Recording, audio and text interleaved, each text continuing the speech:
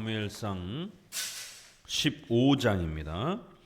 사무엘상 15장. 사무엘상의 초반부 앞부분에 소개하고 있는 이 사울왕은 아주 독특한 인물이고 좋은 축복의 이러한 열매와 또 더 나아가서는 교만하여 타락하는 또 이러한 실패의 또 좌절의 또 이러한 큰 고통을 겪는 이 두 가지 면이 아주 짧은 시간 안에 이렇게 한 인생에게 전부 펼쳐지는 이런 아주 독특한 인물입니다. 하나님은 이러한 사울왕을 소개하면서 초대 왕국의 왕으로 소개하면서 오늘날까지 두고두고 모든 세대에 아주 중요한 교훈을 우리에게 가르치고 있는 겁니다. 제일 막내 지파의 베냐민 지파의 연약한 보잘것없던 그런 사람이 하나님의 은혜와 부르심으로 왕이 되어지는 이 엄청난 은혜를 받습니다. 그럼에도 2년 딱 유지하고 결국 두 번의 하나님의 명령에 불순종하면서 하나님으로부터 버려지는 그의 집안이 완전히 풍비박산이 나는 이러한 큰 비참함과 고통을 봅니다. 하나님께서 우리 성도들의 각 가정들을 통치해 가실 때 하나님께서 연약하고 부족한 저희들을 어떻게 들어 사용하시는지, 또 어떨 때 그 높은 위치에 있던 성도들이 한순간에 벼랑 끝으로 몰리고 땅바닥으로 그렇게 내어쳐지는지를 또 우리는 하나님의 섭리의 이러한 통치의 역사들을 배우는 것입니다. 거기에는 인간의 성도의 입장에서 보아서는 겸손함과 교만함이라고 하는 이 두 가지가 이 사건의 아주 중요한 요소로 작동됐다는 걸 알 수가 있습니다. 하나님 앞에 부족함을 알고 끊임없이 주의 도우심을 의지하면서 겸손함을 유지했을 때는 하나님이 들어 쓰시는 이러한 놀라운 역사. 그런데 금세 하나님이 주신 은혜를 잊어버리고 마치 처음부터 자기가 그 모든 권세를 다 가지고 있었던 것처럼 모든 건강과 모든 돈의 부유함과 모든 자녀들의 잘됨을 사회적 그 높은 신분을 처음부터 자기가 다 가지고 있었던 것처럼 이렇게 착각하는 순간, 그리고는 깔보고 조롱하고 경건에서 흐트러지게 되면 얼마든지 순식간에 버려질 수 있다는 것을 우리는 알 수가 있습니다.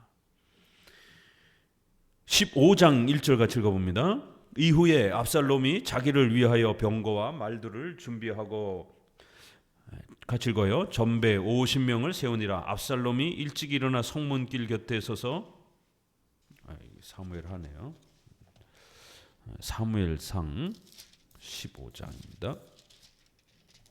사무엘이 사울에게 이르되 여호와께서 나를 보내어 왕에게 기름을 부어 그 백성 이스라엘 위에 왕을 삼으셨은즉 이제 왕은 여호와의 말씀을 들으소서.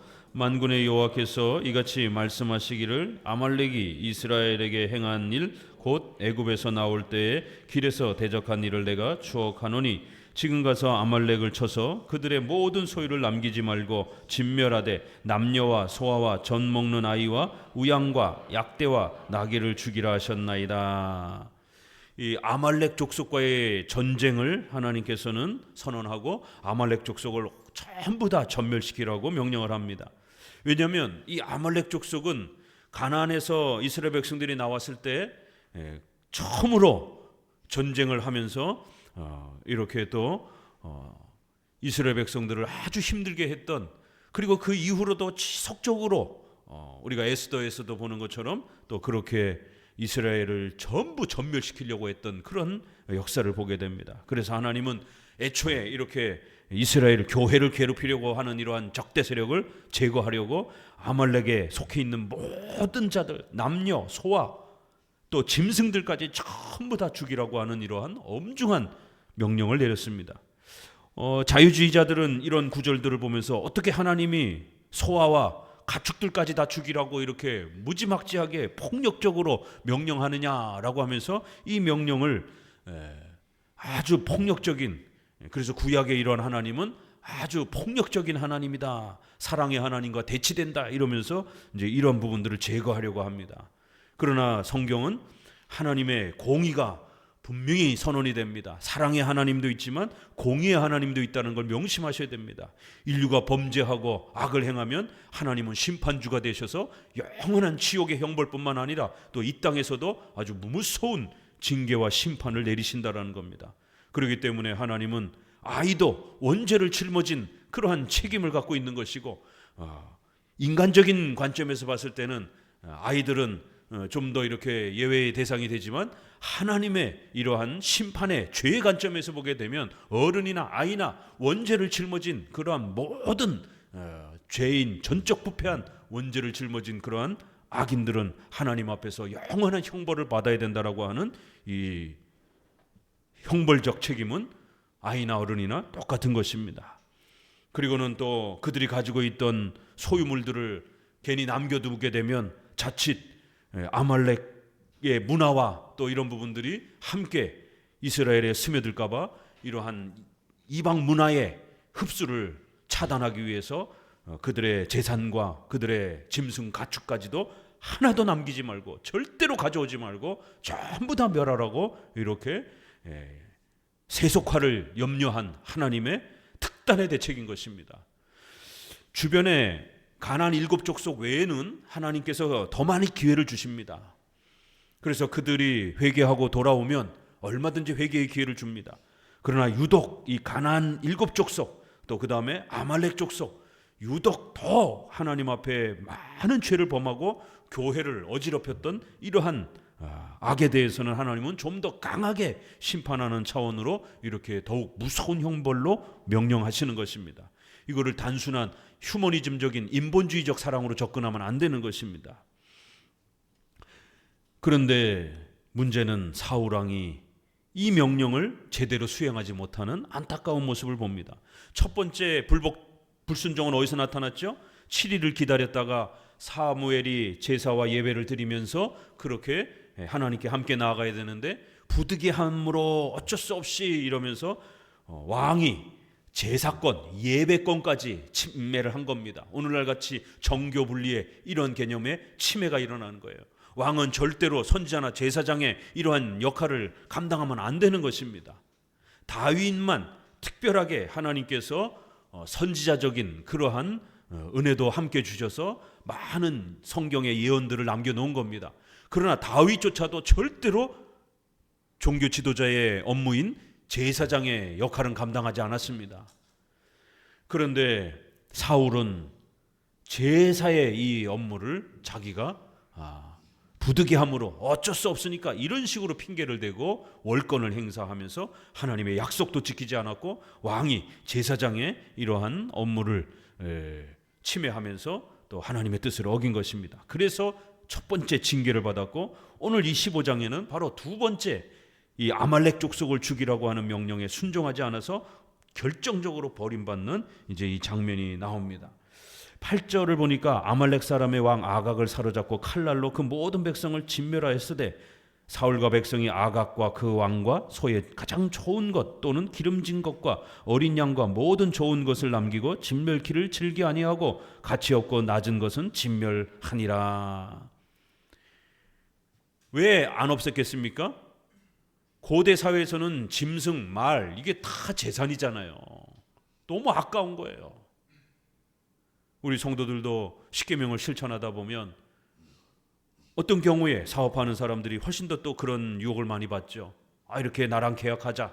그런데 그 계약의 내용이 비성경적이고 약간 신앙의 양심적으로 꺼리껴요. 근데 돈은 많이 벌 수 있는 기회가 돼요. 이러면 신자들은 헷갈립니다. 하나님 이번만 딱 눈 감아주세요.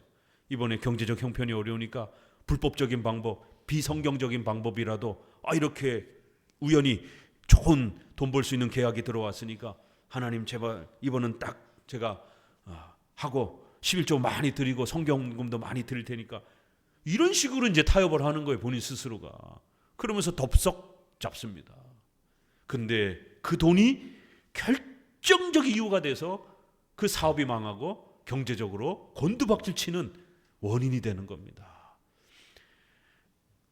눈에 보기에 좋아 보인다고 해서 덥석 붙잡고 먹으면 안 됩니다. 그게 독사가가 될 수도 있는 겁니다. 막상 아말렉을 군인들은 죽였는데 그들이 가진 재산이 어마어마한 거예요. 또 그들의 여자들 노예로 삼을 수 있잖아요. 다 이게 재산이 되는데 하나님의 말씀에 온전히 순종하느냐, 아니면 이번 기회에 한몫 잡을 수 있느냐. 돈에 대한 욕심, 결국 돈을 사랑하는 것이 일만하게 뿌리가 된다라고 하는 신약의 말씀처럼 우리가 돈을 적절하게 필요로 하고 사용하는 것은 그것은 아주 중요한 우리 삶의 수단이 되지만, 돈을 사랑하고 돈에 집착하게 되는 것은 그건 탐욕에 빠지는 겁니다. 성도들이 어떻게 해야 생활의 자립, 8계명을 통해서 성도들이 경제적 자립을 할 수 있는가? 늘 말씀드리잖아요. 우리 한마음교회 비전 프로젝트를 제시하면서 특별히 우리는 이러한 미래 세대를 준비하고 신학교나 대안학교와 같은 이러한 인재 양성과 교육에 대한 이러한 사명을 좀 갖고 있기 때문에 많은 재정적 후원과 장학금 이런 희생들이 필요합니다. 그래서 일찌감치 목회 초년부터 기도했던 것처럼 큰 재정을 이렇게 다룰 수 있는 그런 성도들이, 사업가들이 하나님 함께 세워지게 해달라고 간절히 기도하고, 또 그 성도들에게 8계명과 일반 은총의 경제 원리를 하나님이 축복해 주실 때 어떻게 해야 부를 읽을 수 있는지 그걸 가장 성경적으로 정확하게 알고 있는 개혁파 목사이기 때문에 하나님 제가 잘 가르치겠습니다. 그래서 그러한 사업가들이 성장하고 부를 읽어서 그들이 우리 미래 세대의 장학금들을 함께 지원해서 목회자들과 국가를 이끌어갈 훌륭한 이러한 지도자들을 길러내고, 또 우리 개혁파 유산들을 또 번역하고 또 보존해내는 이러한 귀한 재정적 역할을 할 수 있도록 하나님 도와주십시오. 그 다음 이제 구체적인 다음 단계의 기도 제목이 자연스럽게 우리 성도들의 필요에 따라 또 하나 말씀드렸죠. 내 집 마련, 우리 성도들 자가 마련할 수 있도록 저도 온 힘을 다해서 기도하고 방법을 또 제시할 겁니다. 그리고 현금 자산으로 최소한 10억 정도는 가지고 있도록, 그래야 한 중산층 정도의 삶을 유지할 수 있으니까 내 집 마련과 자산 10억에 대한 정도의 규모를 갖출 수 있도록. 목사님 그게 어떻게 됩니까? 믿지 않으면 못 쫓아오는 거고 믿으면 생활 성화 부분에는 또 이렇게 말씀을 믿느냐 안 믿느냐, 구원에 있어서는 예수 그리스도의 메시아를 믿느냐 안 믿느냐로 구원의 유무가 결정되는 거고, 10계명을 통해서 이 10계명의 풍요로움들을 누리며 살아가느냐 못 누리냐, 그건 또 개개인의 믿음에 달린 겁니다. 우리는 작고 연약하지만 전능하신 하나님이 우리를 역사하시면 사울왕을 이렇게 사용하듯이 여러분도 얼마든지 이렇게 사용할 수 있는 겁니다. 그러면 꼭 기억하셔야 됩니다. 8계명, 또 4계명, 신앙적 경제 원리는 주일 성수 잘하고 11조 헌금에 대한 원칙을 잘 지켜가는 거예요. 이거는 신앙적 경제 원리예요. 8계명을 통해서 일반 경제 원리는요, 끊임없이 말씀드립니다. 소비를 줄이셔야 된다는 것. 이건 습관이기 때문에 잘 안 고쳐져요. 뼈를 깎는 각오를 가지고 최소한 3년 내지 5년 정도 소비를 줄이는 훈련을 지속적으로 습관을 들여야 됩니다. 그래야 변합니다. 사람 입맛이라는 게 간사해가지고 더 좋은 거 먹게 되면 좀 덜 떨어진 거 먹으면 맛이 없어요. 커피도 요즘에 스타벅스 가지고 난리인데 좋은 원두 커피 이런 거 먹으면 맛있죠. 7,000원, 8,000원, 10,000원짜리만 해도 드립커피 먹으면 벌써 향이 다르고 입에 닿는 촉감도 다릅니다. 그런데 1,500원짜리, 1,700원짜리 메가커피 먹으려면 맛이 입이 털털한 것이죠. 그러니까 자꾸 비싼 거 먹게 되는 거예요. 그런데 우리가 짠 것 길들일 때도요, 저도 이제 나이가 있다 보니까 성인병에 대해서 좀 더 조심하고 또 이런 고지혈증 여러 염려들이 있어서 식단 조절들도 하고 그러는데, 저희가 바깥에 나가서 먹어보면 바깥의 음식이 굉장히 짭니다. 집에서 싱겁게 먹다 보니까. 근데 옛날에는 집에서도 짜게 먹다 보니까 바깥의 음식이 그렇게 짠지 몰랐어요. 근데 집에서 싱겁게 먹으려고 바꾸려고 하니까 무지무지 힘들었습니다. 근데 한 달 정도 계속 싱겁게 먹으니까 맛이 길들여지더라고요. 그 다음에는 짜게 먹으려니까 너무 힘든 거예요. 한번 입맛도 이렇게 지속성이 있어서 좋은 음식, 좋은 맛을 자꾸 확대하게 되면 더 좋은 커피, 더 좋은 외식, 더 좋은 음식으로 계속 확장이 됩니다. 멈추셔야 돼요. 자신의 소득에 비례해서 과도하게 그렇게 의식주를 확대하면 안 됩니다. 결국 누가 소비를 줄이느냐가 여기에 승부가 갈리는 거예요. 똑같은 시간, 똑같은 대한민국 환경에서 부모 탓하지 마시고 결국 성인들은 각자 노력해서 소비를 줄이고 허리띠를 졸라매고 목돈을 모아고 그 목돈을 가지고 그 다음엔 투자.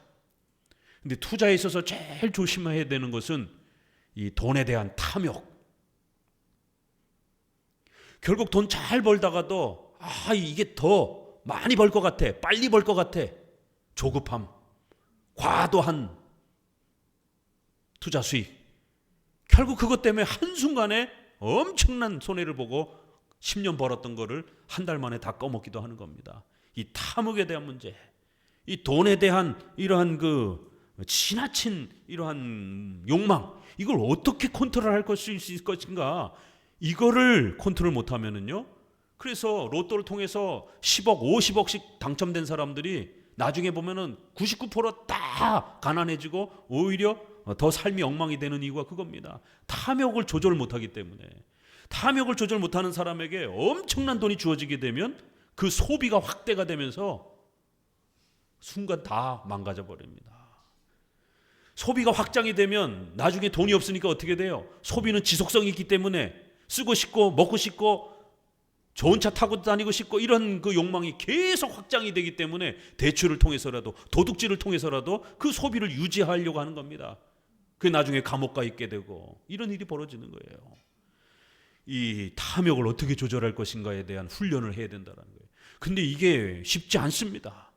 사울이 무너지게 된 결정적 원인이 탐욕에 있었다라는 거예요. 결국 그 교만함은 탐욕의 이 돈에 대한 문제 때문에 결국 출발이 된 겁니다. 그럼 이거는 일상의 어떤 훈련을 갖고도 쉽지 않습니다. 결국 신앙의 힘으로 컨트롤해 가셔야 돼요. 하나님 앞에서 섭리적 책임감, 내가 왜 돈을 이렇게 많이 갖게 되었는가, 내가 왜 이렇게 건강한가, 내 가정이 왜 이렇게 행복한가, 그럼 하나님이 쓰실 때가 있는 겁니다. 그래서 주신 것이에요. 이렇게 청지기적 섭리관이 강력하게 지배되어야 됩니다. 그래야 돈에 대해서 흔들리지 않습니다. 고린도후서에서 헌금의 원리 가르치잖아요. 그 중에 인색함에 대한 문제를 지적하잖아요. 세상적으로 일반 은총 차원에서는 이 탐욕에 대한 문제, 교회적으로는 인색함에 대한 문제, 이거를 잘 해결하셔야 됩니다. 인색함을 넘어서기 위해서는 십계명을 통해서 말씀을 믿고 의지하면서 하나님의 섭리로 우리의 모든 인생을 바라볼 수 있는 섭리관을 장착하셔야 되는 거예요. 그래야 이 돈이 궁극적으로 내 돈이 아니라는 것, 이 건강이 나에게 주신 이 지혜가 내게 아니라는 것, 하나님 앞에 맡겨진 것이다라는 이러한 청지기적 섭리관을 강력하게 갖고 있어야 돈에 휘말리지 않습니다. 돈의 노예가 안 됩니다. 사탄은 계속해서 우리의 마음을 충동하면서 돈에 집착하도록, 인색해지도록, 돈에 대한 과도한 탐욕이 발동되도록 이 다 같이 작동되는 거예요. 인색하니까 돈을 안 쓰니까 돈을 더 많이 움켜잡으려고 하는 것이고, 그러니까 돈이 더 많아질수록 단돈 몇 푼도 안 쓰려고 하는 거예요. 왜? 아까우니까. 그게 이웃을 향해서든 교회를 향해서든 그 누구에게도 안 쓰려고 하는 겁니다. 더 많이 풍성하게 세우려고만 하는 거예요. 결국 인색함과 탐욕은 같이 가는 겁니다. 섭리관으로 강력하게 끊어내야 됩니다. 그래서 돈에 대해서 흔들리지 않는 우리의 마음이 잘 무장이 되면 10억을 붓든 100억을 붓든 1000억을 부어주든 안 흔들리는 거예요. 왜요? 이 돈은 내게 아니라 하나님의 것이다라고 하는 강력한 사명의식이 있으니까. 하나님이 어떤 사람에게 큰 부를 맡기는가 명심하셔야 됩니다. 이건희 회장이라든가 또 현대의 또 젠슨왕 이렇게 엔비디아 들어오잖아요. 세계 최고의 이런 부자들 그냥 되는 것 같죠? 금수저처럼. 그러나 그 금수저도 그 부모 때를 거슬러 올라가 보게 되면 처음부터 금수저는 아니잖아요. 그러면 어떤 시대의 환경 속에서 똑같이 출발을 했지만 어떤 사람은 그 어려운 기회를 잡아서 가문의 큰 경제적 성장을 이루는데 어떤 사람은 계속 그냥 가난하게 사는 거예요. 만약 여러분이 6.25 시절을 거치고 그 보릿고개 때에 그 삼성과 현대의 그분들처럼 그 시절을 여러분 살아가라라고 그러면 여러분이 삼성, 현대 만들 수 있을 것 같아요? 쉽지 않습니다. 아무나 그 어려운 보릿고개 대한민국의 6.25 그 전쟁 끝난 그 시절에 경제를 그렇게 이렇게 세울 수 있다고요? 쉽지 않습니다. 욕하는 사람들은 좌파 사회주의 사람들은 국가와 결탁해가지고 정부가 밀어줘가지고 아니 그럼 왜 정부가 그 사람만 밀어줍니까? 그러면 수두룩한 사람들이 많은데 결국 일반은총 차원에서도 큰 부를 일구는 사람들은요 이렇게 구별이 됩니다. 그래서 우리가 대통령이나 왕이나 이런 사회적 큰 지도자도 하늘이 내린다 이런 말도 있잖아요. 하나님 관점에서는 하나님이 세우는 것이고 또 우리 인간의 관점에서는 아무렇게나 그렇게 산다고 해서 또 그렇게 부름을 받는 건 아닙니다. 도덕적인 면에서 습관 또 생활 면에 있어서 모든 면들이 또 일반 사람분들보다 더 훌륭한 그러한 또 탁월한 면들이 준비되고 세워져 가는 것이죠. 그게 다 서로 맞는 것이죠. 결국 사울왕은 이 부분에 대해서 돈에 대한 욕심과 탐욕에 대한 이 마음 때문에 그 좋은 하나님이 주신 그 소중한 자리들을 다 잃어버리게 된 것이. 우리가 사무엘상을 통해서도 오늘 우리 시대에 또 경제적 형편과 우리도 똑같은 이 탐욕에 대한 문제, 인색함에 대한 문제와 우리도 똑같이 인간이기 때문에 싸우고 있는 겁니다.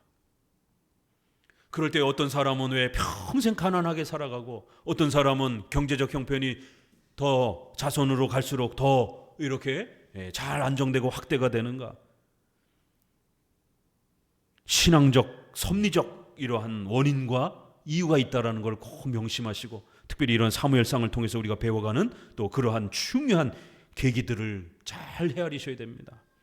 또 한 번 하나님이 주셨다고 해서 교만해가지고 그 부가 그 건강이 영원할 것처럼 그렇게 또 착각해서는 안 되는 것이 겸손하게 하나님이 주신 것을 바르게 또 잘 쓰지 않으면 순간 다 없어져 버립니다.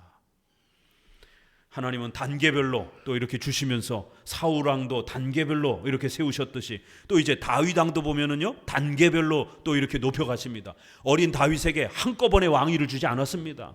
계속해서 단계별로 지위와 신분도 또 경제적 형편도 그렇게 세워가는 것이에요.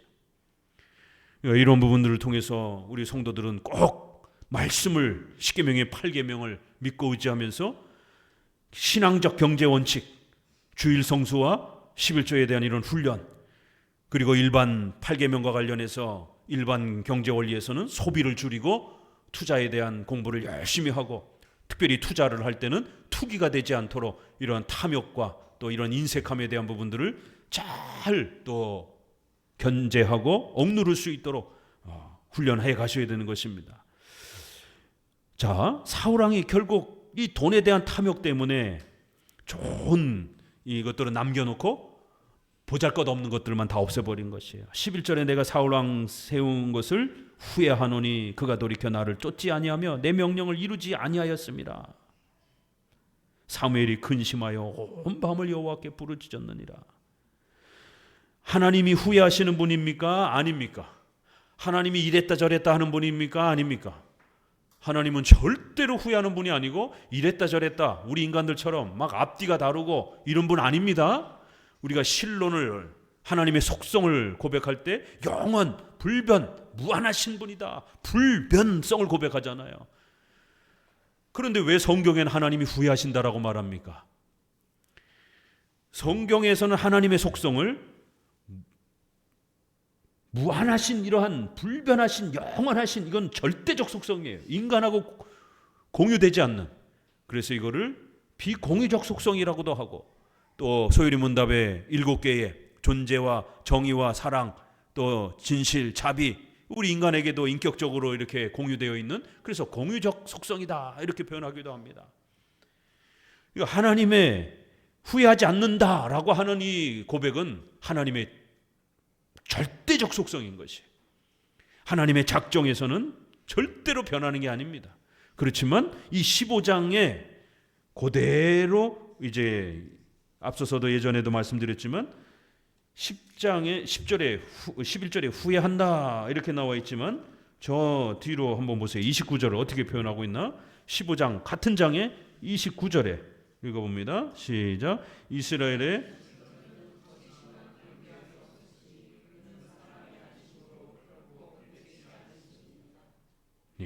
후회함이 없다, 변함이 없다라고 이렇게 고백을 하는 거예요.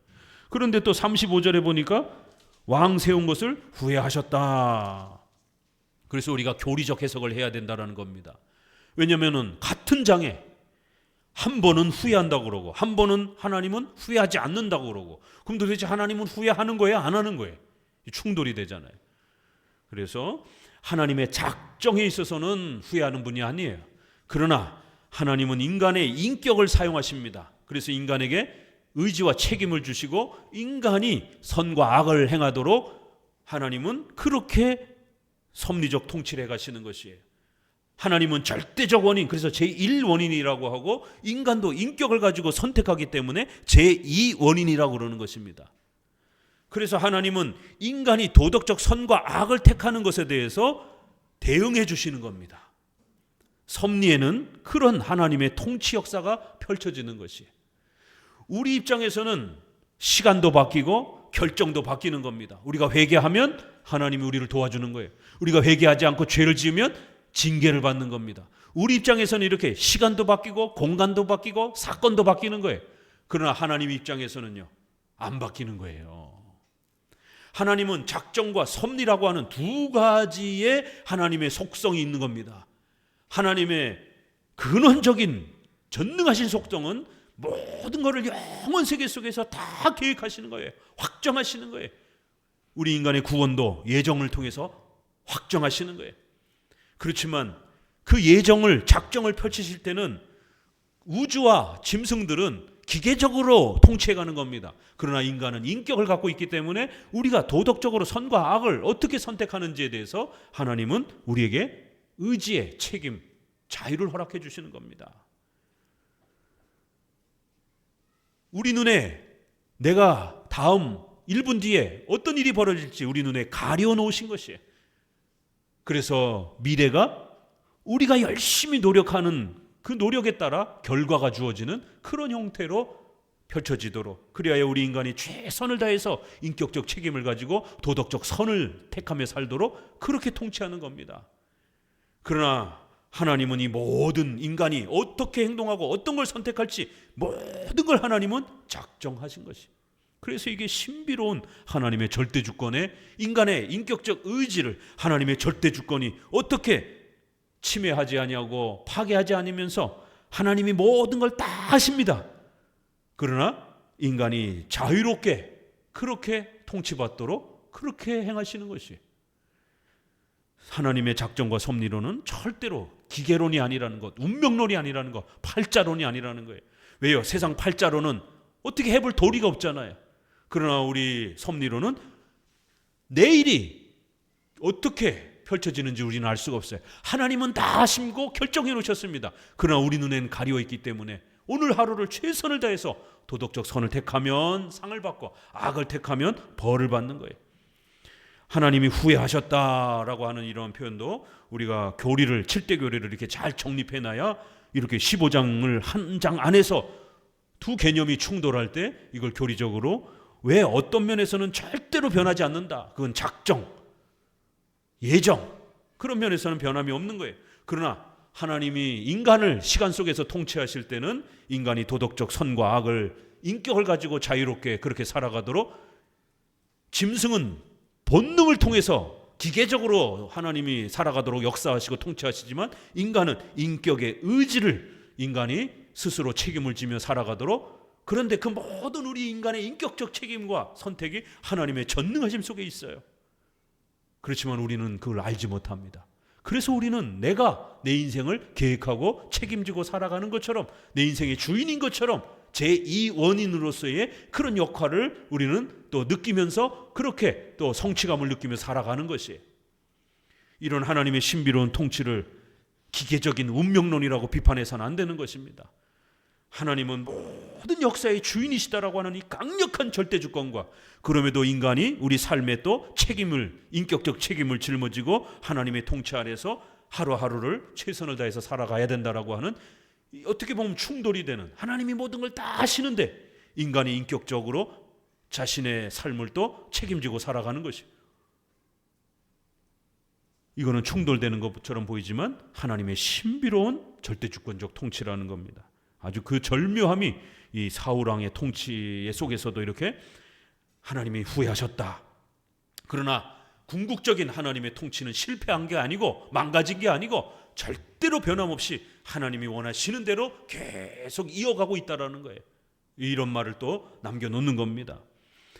결국 하나님이 후회하셨다라고 하는 마음에는 하나님도 인격을 갖고 계시기 때문에 아파하고 괴로워하고 사랑하고 좋아하시고 기뻐하시는 이런 인격적 대응이 있는 겁니다. 그래서 사울 왕이 교만하고 돈 욕심에 빠져가지고 하나님 바라보지 않고 마치 처음부터 그게 다 자기 것인 것 마냥 이렇게 욕심을 부릴 때에 하나님이 아파하시고 괴로워하신 것입니다. 자, 12절에 사무엘이 사울을 만나려고 아침에 일찍 일어나 혹시 사무엘에게 구하여 가로되 사울이 갈말에 이르러 자기를 위하여 기념비를 세우고 돌이켜 행하여 길갈로 내려갔다 하느니라. 여기도 보세요. 벌써 기념비까지 벌써 세워놨어요. 왕들이 의시되고 자랑할 때 주로 기념비를 세우잖아요. 지금 사울은 그럴 때가 아니죠. 하나님이 세우신 초대 왕국에 더더욱이나 14장에 사무엘이 얼마나 엄중한 징계를 했습니까? 백성들이 죽어나가고, 왜요? 욕심에 입각해서 이 왕을 구했기 때문에, 왕 제도를 구했기 때문에 가까스로 겨우 하나님 앞에 허락받은 왕 제도 아닙니까? 그러면 정말 순종하면서 조심스럽게 백성들의 요구도 잘못되었고 사울이 왕이 되어지는 그것도 불가능한 상황에서 이 엄청난 왕의 신분을 하나님이 이렇게 허락해 주신 이런 엄청난 특혜를 받았으면 정말 조심조심해서 순종하면서 그렇게 걸어가야 되는데, 돈 욕심에 빠져가지고 불순종하면서 좋은 재산들은 다 남겨놓고 또 마치 자기 힘으로 승리한 것처럼 떡하니 기념비를 세워놓고. 자, 13절에 저기 조금 더 내려가셨어요. 15절 같이 읽어봅니다. 사울이 가로되 그것은 무리가 아말렉 사람에게 끌어온 것인데 백성이 당신의 하나님 여호와께 제사하려 하여 양과 소의 가장 좋은 것을 남기며 그 외의 것은 우리가 진멸하였나이다. 사무엘이 사울에게 이르되 가만히 계시옵소서. 간밤에 여호와께서 내게 이르신 것을 왕에게 말하리이다. 가로되 말씀하소서. 사무엘이 와가지고 양이 부르짖는 소리가 나니까 이게 뭐냐라고 물으니까 15절에 뭐라고 거짓말해요? 이제는 거짓말의 죄까지 또 추가가 되는 거예요. 이렇게 십계명은 하나를 어기잖아요. 그러면 2개, 3개, 4개가 죄가 계속 확대가 됩니다. 숨겨온 그 재산을 숨기기 위해서 거짓말을 또 추가하게 되는 거예요. 이거요, 아말렉 사람에게서 끌어온 것인데, 아니 왜 끌어와요? 다 죽이라고 했는데 백성이 하나님 앞에 제사하려고 가지고 온 거라는 거예요. 얼마나 그럴듯한 핑계를 댑니까? 우리가 가지려고요. 이러면은 양심에 꺼리니까 뭐라고 핑계를 대요? 이거 예배 드리려고, 교회를 위해서 남겨둔 겁니다. 참 이게 인간의 본 모습인 겁니다.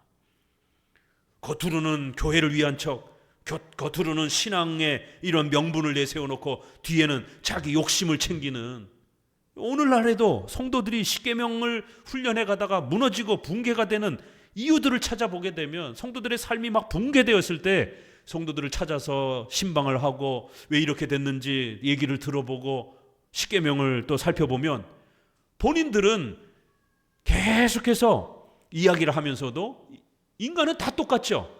자기 유리한 것만 얘기한 거예요. 목사님 제가 이렇게 어쩔 수 없어서 부득이해서 또 교회를 위해서, 목사님을 위해서, 우리 성도들을 위해서 제가 이렇게 한 겁니다. 그러나 결국 그 속에는 자기 욕심이 결국 더 우선시되어 있는 겁니다. 예배, 제사를 드리려고 남겨둔 겁니다. 그 외의 것은 우리가 없앴습니다. 이렇게 아주 하나님의 말씀에 불순종했다는 것을 숨기기 위해서 그래도 우리가 나머지는 없앴습니다. 그게 중요한 게 아니라 하나님이 다 없애라고 했잖아요. 결국 17절에 사무엘이 가로되 왕이 스스로 작게 여길 때 그때 이스라엘 지파의 머리가 되지 않았습니까? 성도들이 겸손하고 자기 자신의 부족함을 깨닫고 또 우리 개혁파 교회에 와서 이렇게 또 개혁주의를 신앙을 배우려고 소율이 문답, 소자도 모르던 사람들이 소율이 문답도 차근차근히 배우고 또 목회자가 함께 도와주면서 교리 공부도 하고 또 내 집 마련도 하고 경제적 형편도 나아지고 그랬는데 어느 순간 갑자기 교회를 떠나겠다고 그래버리면 이게 뭐가 되는 거예요? 어느 순간 소율이 문답 별거 없네 이래버리면 어떡하냔 말이에요.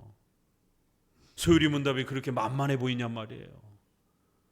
소율이 문답의 소자도 모르는 사람에게 그렇게 오랜 세월을 거쳐서 소율이 문답을 최선을 다해서 가르쳐서 이제 눈을 뜨고 이제 겨우 교리에 대해서 이제 이해하기 시작했는데 별거 없네.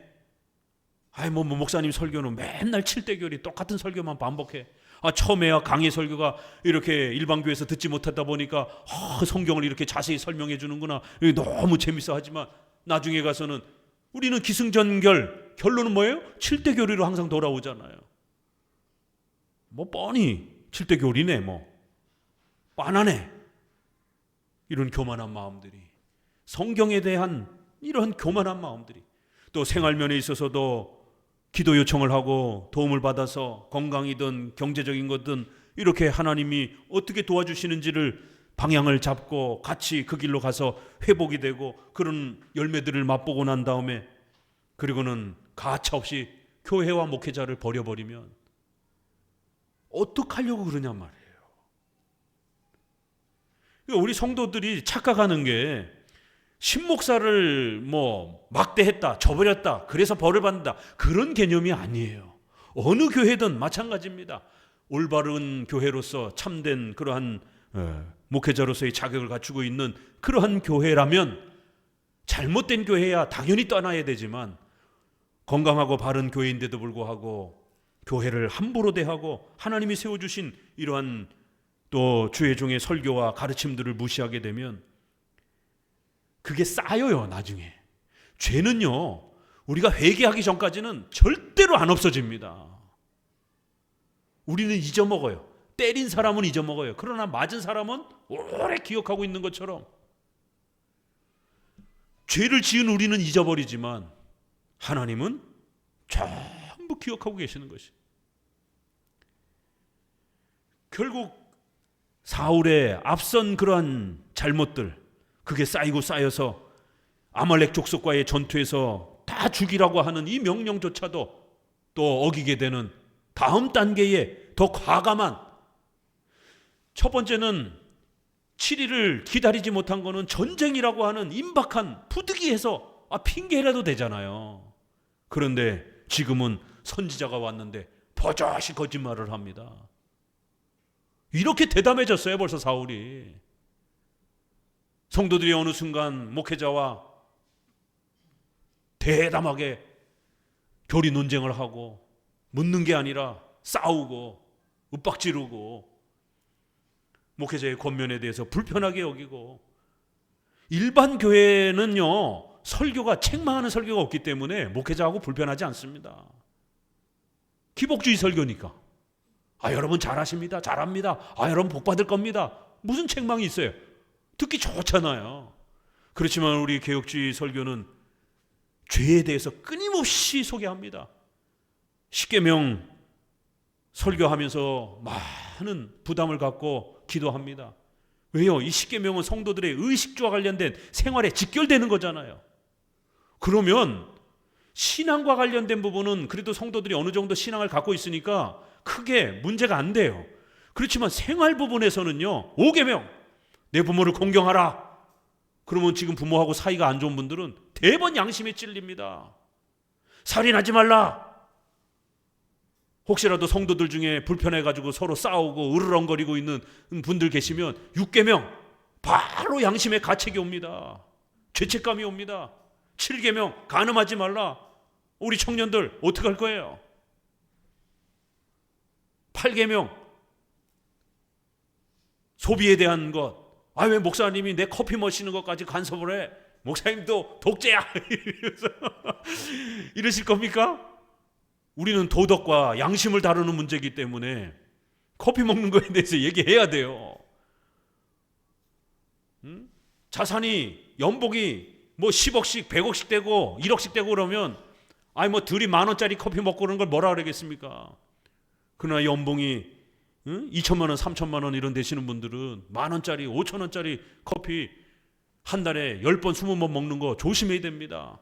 20만 원 30만 원 한 1년이면 200만 원 300만 원이에요. 그거 애플이라든가 엔비디아에다가 투자해놨으면 몇 년 지나면 수천만 원이 될 수도 있는 겁니다. 그렇기 때문에 우리는 커피 부분에 대해서 하나님이 내게 자산을 그렇게 아직 주시 않았으면 절제하시고 검소하게 사셔야 되는 겁니다.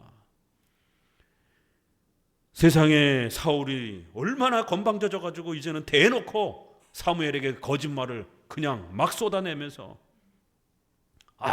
어쩔 수 없어서가 아니라 이거는 예배 드리려고 이렇게 우리가 남겨둔 것입니다. 당신이 작게 여길 때는, 당신이 하나님 앞에 겸손하게 부족함을 고백할 때는 하나님이 당신을 왕이라고 하는 이런 엄청난 높은 자리로 세우지 않습니까? 그런데 이제는 교만해서 하나님 명령도 듣지도 않고 선지자를 앞에 대놓고 거짓말도 하고 자기 기념비나 세워놓고 떵떵거리고 자랑이나 하고 있고, 어떻게 된 겁니까? 야단치는 것이. 이때라도 잘못했습니다라고 바짝 회개하고 엎드렸으면 다윗이 어땠어요? 바셋바를, 우리아의 아내인 바셋바를 강제로 간음을 해갖고 빼앗았잖아요. 사울왕이나 비슷해요. 어떻게 보면 사울왕보다 더 심한 죄를 범했습니다. 사랑하는 부하를 죽이고 아내를 그것도 간음으로 뺏었잖아요. 사울왕은 그 정도는 아니잖아요 지금은. 그런데 나단 선지자가 다윗을 책망을 했을 때 잘못했습니다 하고 바로 회개하고 엎드리잖아요. 근데 사울은 자기 체면만 생각하는 거예요. 계속해서. 그럴 때 이런 죄들이 자꾸 축적이 되면 본인은 그냥 십계명의 이런 책망이 듣기 싫어가지고 교회를 떠나면 된다고 생각을 하는 거예요. 그게 죄가 남습니다. 그럼 어느 순간에 자신의 집안에 경제적인 위기가 찾아오고 질병의 위기가 찾아오고 가정과 사업에 큰 위기가 찾아오는 거예요. 그럼 본인은 이게 어디서부터 왜 이런 어려움이 찾아오는지 이유를 모르는 거예요. 회개하고 나름대로 열심히 하나님 앞에 경건도 열심히 회복해 봤는데 해결이 안 되는 거예요. 그럼 우리 개혁교회는 상담을 통해서 십계명을 살펴보고, 특별히 경제적 부분에 어려움을 닥치면 8계명을 들여다보는 거고, 건강에 문제가 있으면 6계명을 들여다보는 거고, 그래서 6계명과 관련해서 당신 혹시라도 중고등학교 학생 때에 학폭을 행한다든가 남을 그렇게 모질게 대한다든가 그런 어떤 어렸을 때 죄가 있는지 없는지, 세상에도 연예인이라든가 이런 많은 사람들이 과거에 그러한 실수 때문에 한순간에 주저앉잖아요. 안 없어집니다. 왜요? 피해자가 있기 때문에. 경제적으로 남의 돈을 띄어먹거나 이런 일이 있는지 없는지 개혁교회 목회자들은 십계명을 가지고 엑스레이로 쫙 상담을 하는 것이에요. 일반 교회는 그렇게 안 하죠. 듣기 싫은 소리 안 하려고 하니까. 목회자가 그런 소리 하면 성도는 대번 불편해가지고 교회를 떠나니까. 그러나 우리 개혁교회 목회자는 하나님의 말씀으로 성도를 살리기 위해서, 성도가 이렇게 망가지고 어려움을 겪는 이유가 도대체 첫 번째 죄 때문에 온 건지, 성화라 훈련시키기 위해서 오는 건지, 사탄의 공격인 것인지, 하나님의 영광을 위해서 특별히 준비한 고난인지, 욥기서에처럼 우리는 4가지로 살펴주는 겁니다. 그러면 괴롭고 힘들어도 십계명의 책망을 들으면서 죄를 깨닫고 회개해야 그게 회복이 됩니다. 이런 성도들의 성화와 관련해서 사울의 이 문제점이 오늘 우리 시대의 성도들의 성화와 관련해서 그대로 반영이 될 수 있다는 것을 우리는 배우셔야 됩니다. 자, 18절에 계속해서 왕을 길로 보내시며 이르시기를 가서 죄인 아말렉 사람을 진멸하되 다 없어지기까지 치라 하셨거늘 어찌하여 왕이 여호와의 목소리를 청종치 아니하고 탈취하기에만 급하여 여호와께 악을 행하였나이까. 탐욕에 빠져가지고 돈만 챙기는 이런 데에 혈안이 돼가지고 돈독만 들어가지고 돈에만 집착했느냐. 결국 하나님 앞에 범죄하고 악을 행한 것이다라는 거예요. 20절에 이제 계속해서 사울이 사무엘에게 이르되 나는 실로 여호와의 목소리를 청종하여 여호와께 보내신 길로 가서 아말렉 왕 아각을 끌어왔고 아말렉 사람을 진멸하였으나 다만 백성이 그 마땅히 멸할 것 중에 가장 좋은 것을 길갈에서 당신의 하나님 여호와께 제사하려고 양과 소를 취하였나이다. 자, 이게 다윗과 다른 거예요. 뭐라고 하고 있어요? 계속 핑계대고 있잖아요. 아니, 한번 책망을 받았으면 바로 깨닫고 회개를 해야 되는데 2마디로 더 늘어나요. 내가 여호와의 목소리를 청종했다라는 거예요. 순종했다라는 거예요. 아니, 분명히 선지자가 너 하나님 말씀 불순종했어라고 책망을 했는데 아니요, 나 하나님 말씀 순종했어요 이러면서 우기는 겁니다. 나 아말렉 왕에게 가서 그 적들을 쳐 죽였고 순종했다라는 거예요. 그리고 다만 예배를 위해서 백성들이 하도 요구해서, 이번엔 누구 핑계대고 있어요? 창세기 3장에 아담은 부인 핑계대고 하와는 뱀 핑계대고 자기 책임이라고 안 그러잖아요. 사울왕이 이제 단순히 반복하는 게 아니라 더 죄를 짓는 거예요. 백성들이 그렇게 했다라는 거예요. 핑계대는 겁니다. 백성들이 그렇게 원해서 가져온 거지 나는 안 갖고 오려고 그랬다는 거예요. 22절 그 유명한 말씀이죠. 같이 읽습니다. 사무엘이 가로되 여호와께서 번제와 다른 제사를 그 목소리 순종하는 것을 듣는 것이 수양의 기름보다 나으니 이는 거역하는 것은 사술의 죄와 같고 완고한 것은 사신의 우상에 절하는 죄와 같음이라. 왕이 여호와의 말씀을 버렸으므로 여호와께서도 왕을 버려 왕이 되지 못하게 하셨나이다. 말씀에 순종하는 것이 얼마나 귀한 것인지 그 유명한 구절이잖아요.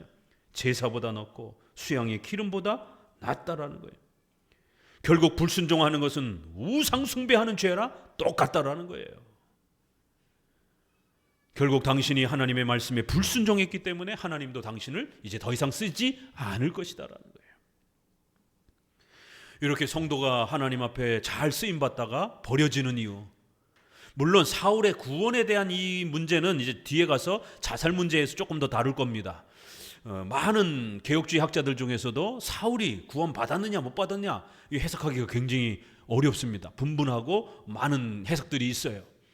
여기서는 일단 구원의 문제보다는 그의 성화의 문제, 그의 왕으로서의 쓰임의 문제가 버려졌다라는 것이 여기서는 핵심인 것입니다.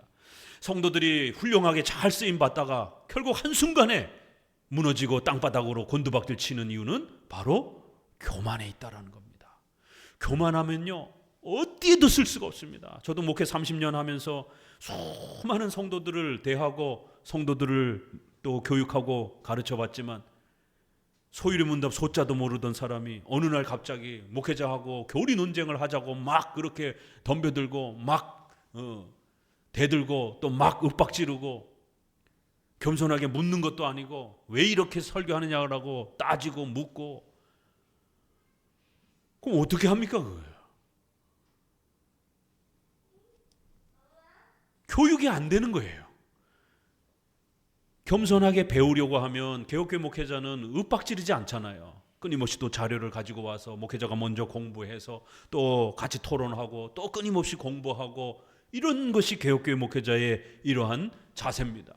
절대로 성도들이 뭔가를 궁금해하고 물으려고 할 때 절대로 우리 개혁교회 목회자들은 그걸 차단시키거나 뒤로 물러나지 않습니다. 얼마든지 성경을 가지고 함께 토론하고 끊임없이 대화하는 것이 개혁교회의 오직 성경의 정신이기 때문에. 그런데 따지고 싸우고 윽박지르고 막 이런 식으로 대화를 하기 시작하게 되면 교육 자체가 안 되는 거예요. 아무리 좋고 아무리 역사적 객관적 자료를 갖다가 제시를 해도 아예 안 들으려고 하는 겁니다. 그러면 교육 자체가 안 되는 거예요. 그럼 벌써 마음에는 이 교회에서 배울 게 없구나, 이런 마음이 벌써 들어있는 거예요. 그분은 아무리 설득해도요 교회에 남아있지 않습니다.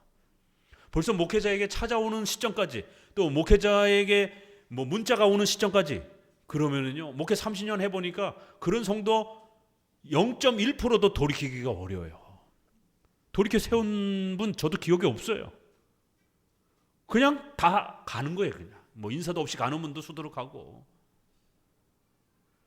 그 전에 뭔가에 대해서 어떤 의문점이 있으면 물으면 되잖아요. 같이 이야기하고 대화하고, 또 그러면 새로운 개혁교회 자료가 이런 게 있구나. 성도는 그런 자료를 모르니까 목회자에게 그 도움을 요청하면 새로운 자료를 보고 내가 잘못 이해했었구나, 얼마든지 교정하면서 수정해 갈 수 있단 말이에요. 그런데 어느 순간 이 정도는 나도 알아. 일반 목회자야 공부를 안 하는 목회자들이니까 성경이나 그냥 읽고 이런 수준이니까 성도들 수준하고 비슷하죠. 그렇지만 개혁교회 목회자들은, 적어도 합법적으로 자격을 인정받은 목회자들은 죽기 살기로 공부합니다. 히브리 헬라어 잘합니다. 영어는 기본이고요. 개혁교회 목회자들은 함부로 대하면 안 됩니다. 그 실력들이 아주 출중합니다. 제 주변에 있는 그러한 개혁주의를 추종하는 그러한 목회자들은 거의 90% 이상. 그러면 얼마든지 배울 수 있잖아요. 자기하고 성도하고 같은 수준이 아니란 말이에요. 선생이란 말이에요. 선생. 근데 벌써 다 배운 것처럼 이렇게 막 마음이 거만해지고 지식적 교만에 빠져버리게 되면, 자기에게 소유리 문답을 가르쳐주고 개혁주의를 가르쳐준 선생님인데 그 선생님이 개혁주의를 잘못 가르치는 것처럼 윽박지르고 싸우고 이러면서 이 교회에서 배울 게 없다고 그러고 떠나버리면 어디 가서 배울 거냔 말이에요. 그러면 그런 거만한 자세가 다른 교회 가서는 순한 학생처럼 바뀔 것 같아요? 안 바뀝니다. 오히려 더 가중됩니다. 어설피 배운 게 있기 때문에. 그래서 개혁주의에서 가장 무서운 하나님의 징계는요, 교회에 어느 교회도 정착 못하고 평생을 떠돌아다닙니다. 왜요? 마음에 안 들어요. 어설피 배운 지식이 있기 때문에 다른 교회 가서 목회자가 이상하게 가르치잖아요. 자기하고 생각하고 다르게 가르치잖아요. 그거 마음에 안 듭니다. 그러면 또 옮기게 돼 있어요. 그러면 2개가 축적이 됩니다. 3번째 교회 가서는 더 마음에 안 들어요. 왜? 2개가 벌써 축적이 돼 있기 때문에. 올바른 교육이 아니라 엉성하게라도 축적되어 있는 그 교육은 망가진 지식이라도 엉성하게 형성되어 있으면요 남을 비판하게 됩니다. 그리고 그 교회에 적응 못합니다. 또 옮겨갑니다. 또 옮겨갑니다. 그래서 저희 교회에 왔다가 옮겨가는 성도들은요, 대한민국에 5손가락 안에 이제 교회 없어요. 그건 제가 잘나서가 아니라 제가 조직신학자이기 때문에 그런 겁니다. 신학자이면서 목회하는 목사님들이 한국에 많지 않아요. 개혁주의 중에서도 10손가락 안, 5손가락, 은퇴하신 분들 빼고 현직에 계신 분들 5손가락 정도도 안 됩니다. 그러면 일반 목회자도 마음에 안 들고, 그러다가 조직 신학을 가르치는 신학 교수가 목회하는 그러한 교회에 와서 인격적인 것 때문에 신목사가 거짓말을 너무 많이 해. 신목사가 너무 폭력적이야. 나 신목사한테 맞았어. 그런 것 때문이라면 얼마든지 떠나셔도 됩니다. 그건 정말 심각한 문제니까. 그러나 그런 게 아니라 결국 가르침에 충돌이 돼가지고 뭐가 마음에 안 들고 어떤 게 이해가 안 돼서 결국 떠나게 되면, 그래도 한국에서 신학자로서, 조직 신학자로서 사역을 하고 목회를 하는데 신학자요 목사에게도 마음에 안 들면 일반 목사한테는 더 마음에 안 들 것이고요. 그러면 수도권에 신학을 하시면서 목회를 하시는, 왜 이게 다섯 손가락 안에 안 드느냐면요, 메이저급 큰 신학교는 정교수를 하게 되면 목회를 못하게 돼 있습니다, 법으로. 그래서 없다라는 거예요. 그러나 이제 저희 교단은 그게 법으로 정해져 있질 않습니다. 왜냐하면 큰 학교가 아니기 때문에. 교수들이 없으니까. 소위 말해서 이중직 개념이 없어요. 총회에서도 작년 재작년에 그거 다 없애버렸습니다. 목회자들, 신학자들이 경제적으로 너무 어려워가지고.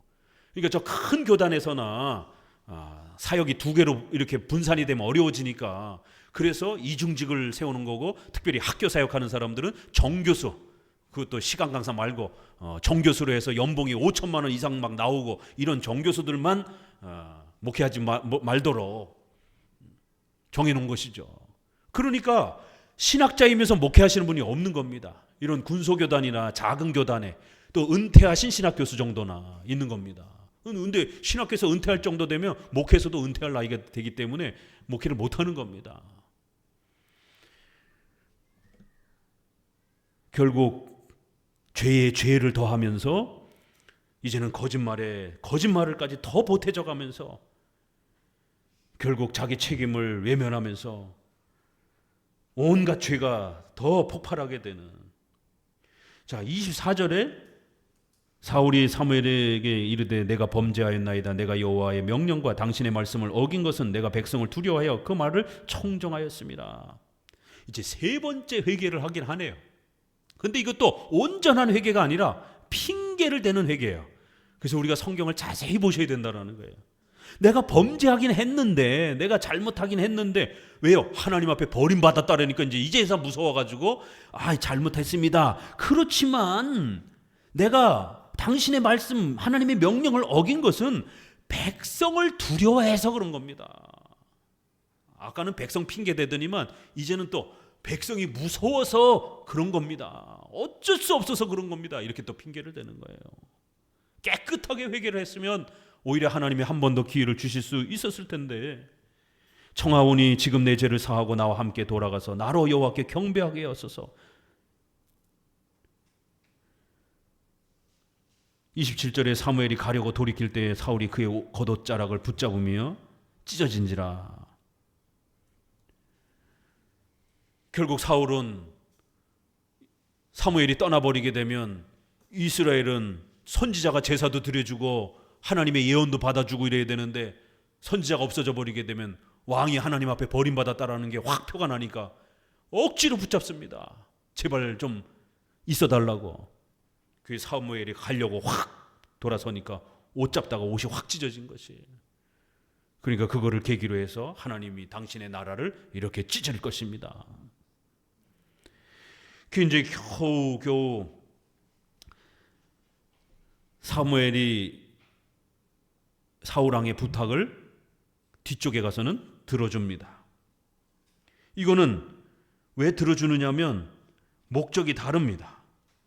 30절에 보니까 사울이 가로되 내가 범죄했을지라도 청하옵나니 내 백성의 장로들 앞과 이스라엘 앞에서 나를 높이사 나와 함께 돌아가서 나로 당신의 하나님 여호와께 경배하게 하소서. 이에 사무엘이 돌이켜 사울을 따라가니라. 아니 좀 전에는 왜 안 따라갔어요? 근데 여긴 또 왜 따라가요? 이게 성경을 자세히 읽어야 되는 게 바로 이런 부분이 충돌이 나는 거예요. 왜 사무엘은 따라갔는가? 아니 사무엘이 이랬다 저랬다 하는 건가? 아니죠. 하나님의 원래의 뜻, 우리가 십계명 배우죠? 원칙과 배려가 작동이 되는 거예요. 본래의 뜻은 버림받는 것입니다. 사울이. 그래서 사울하고 같이 있으면 안 돼요. 그렇지만 잠깐은 있을 필요도 있어요. 왜요? 아각 왕이 살아있거든요. 아각 왕을 백성들이 안 죽이고 있으니까 사무엘이 가서라도 죽이려고 가는 겁니다. 목적이 다른 거예요.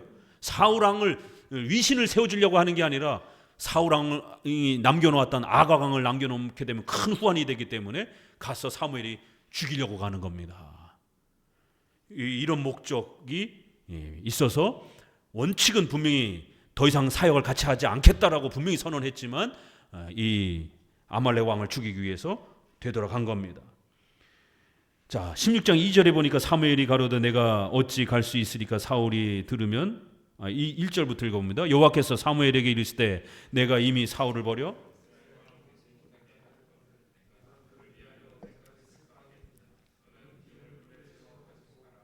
내가 너를 베들레헴 사람 이새에게로 보내리니 이는 내가 그 아들 중에 한 왕을 예선하였습니다. 이제 하나님은 본격적으로 새로운 왕을 세우려고 합니다. 특별히 이새의 아들 다윗을 세우겠다라고 말합니다. 그런데 이제 심각하잖아요. 왜요? 아니 왕이 멀쩡히 살아있는데 새로운 왕을 세운다 그러면 다윗도 죽을 수 있고 사무엘도 죽을 수 있는 거예요.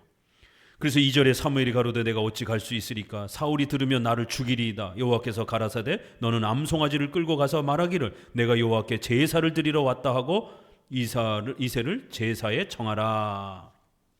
나를 위하여 기름을 부을지니라. 이게 이제 9계명의 10계명의 원칙과 배려, 우선적 적용과 차선적 적용, 이 세 번째 기억하셔야 됩니다. 거짓말하면 안 돼요. 성도들은 정직해야 됩니다. 그러나 여러분의 생명이 목숨이 위태로울 때, 신앙의 생존이 위태로울 때, 국가의 안위가 위태로울 때, 그럴 때는 차선책, 거짓말을 할 수밖에 없는 허용이 되는 겁니다. 이혼하면 안 돼요. 그렇지만 모세가 이혼 증서를 써줄 수 있도록 그렇게 하나님이 허락하신 것처럼 특단의 대책이 차선책, 배려가 작동되는 겁니다. 사무엘이 죽을 수 있기 때문에 하나님은 사무엘을 보호하시기 위해서 제사 드리러 간다 그래라. 이건 거짓말이에요. 그렇죠? 사울 왕의 입장에서 봤을 때 이건 명백히 거짓말입니다. 그렇지만 사무엘의 목숨을 살려야 되기 때문에 하나님이 모세에게 이혼 증서를 써주라고 하는 것처럼 하나님의 명령이 부딪히잖아요. 이혼하지 말라. 그런데 이혼 증서 써주라는 거예요. 이유가 있다라는 거죠. 여성들의 생명이 위험해지는 순간 막 버려져 가지고 여성들이 재혼도 못하고 이러면은 여성들이 굶어 죽는단 말이에요. 그렇기 때문에 여성들이 합법적으로 재혼을 해서 생명을 유지할 수 있도록 그런 특수한 경우, 생명이 위태로울 때, 예배를 드리러 못 가게 예배를 방해할 때, 신앙의 생존, 국가의 안위가 달렸을 때 군인이 잡혔어요. 너 임무가 뭐야? 그러면은 자기가 특수 임무를 가지고 온 걸 다 고자질을 해야 됩니까? 정직해야 되니까? 아니죠. 나라의 운명이 달린 문제이기 때문에 절대로 군인은 정직하게 말하면 안 되는 겁니다. 포로로 잡혔을 때는 거짓말을 해야 되는 거예요. 나 모른다. 내 임무를 말할 수 없다. 이렇게 해야 부하도 살리고 국가도 살릴 수 있는 것이죠. 이런 중요한 원리를 아셔야 되는 겁니다. 또 우리가 의사나 또 경찰 또 이런 기자 사회를 고발하고 범인을 잡으러 갈 때 거짓말을 해야 되나 말아야 되나, 이 크리스천들이 이런 교육을 안 받으면, 십계명 교육을 안 받으면 양심의 가책을 받고 어마어마하게 직업에 이 괴로움을 겪습니다. 그러다 나중엔 직업을 그만두려고 하고. 그러나 특수한 이렇게 국가의 안위를 지키고 사람의 생명을 이렇게 보존하는 이런 특수직에 있는 분들은 거짓말이 허용이 되는 거예요. 어떻게 신자가 거짓말을 하라고 목사님 설교하시지? 아니, 성경에 하나님이 사무엘에게 제사 드리러 가라라고 그러잖아요. 실제로는 왕을 세우려 가는 겁니다. 더 중요한 건 왕을 세우러 가는 게 이게 본질이죠. 그렇지만 제사도 드리러 가는 거예요. 이 큰 100가지 사건 중에 일부분만 얘기하는 거예요. 90%는 얘기하지 않는 겁니다. 그러나 이게 상황에 따라 거짓말이 되는 거죠. 그래서 우리가 법정에서는 정직하게 말을 해야 될 때도 있고, 왜냐하면 법적으로 우리가 처벌을 받을 수도 있으니까. 그러니까 상황과 때를 따라서 이렇게 특수한 경우에, 생명이 달린 이런 경우에는 거짓말을 하나님이 원해서가 명령하시는 게 아니라 더 큰 죄를 막기 위해서 소극적으로 죄를 대처하는 방식으로 차선책으로 주는 겁니다. 만약 전쟁이 났어요. 적군들이 쳐들어옵니다. 그 교회의 성도들을 죽이려고 합니다. 그럴 때 만약 적들이 저한테 너네 성도들 어디 있어? 당장 불어. 그럼 너 살려줄게. 그럼 어떻게 되겠습니까? 정직하게 제가 성도들이 저쪽에 굴에 숨었습니다 이렇게 말해야 됩니까? 아니요. 저는 절대로 정직하게 말할 수 없습니다. 성도들의 생명을 살려야 되기 때문에 거짓말할 겁니다. 기생 라합이 그렇게 했잖아요. 자기 왕이 군사들이 와서 이스라엘 백성들 어디서 정탐꾼 어디 있었디? 몰라요. 절로 갔나 봐요. 거짓말해서 그 가정이 축복을 받은 겁니다. 애굽에서 산파 히브리 산파들이 거짓말했잖아요. 그래도 그 집안이 복을 받았다 이렇게 말을 하잖아요. 이렇게 특수한 경우에는 거짓말이 허용이 되는 겁니다. 그러나 이 원리를 잘 모르고 함부로 막 거짓말을 해도 되는가 보다 이러고는 막 적용하면 안 됩니다. 그래서 십계명이 어렵다라는 거예요. 조심스럽게 적용하셔야 됩니다. 이렇게 사무엘의 생명을 살리기 위해서 만약 이게 들통이 나게 되면 사무엘도 죽고 다윗도 이 무시무시한 사울왕의 폭력에 의해서 다 죽을 수 있는 겁니다. 합법적으로 정당하게 왕위로 등장하기 전까지는 철저하게 숨겼던 겁니다.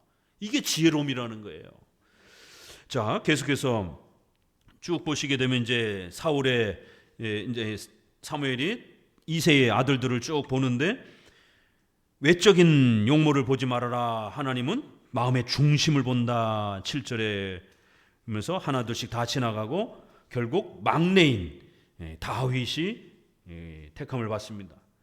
13절을 보니까 사무엘이 그 이름 뿔을 취하여 그 형제 중에 그에게 부었더니 이날 이후로 다윗이 여호와의 신에게 크게 감동되니라. 사무엘이 떠나서 라마로 가니라.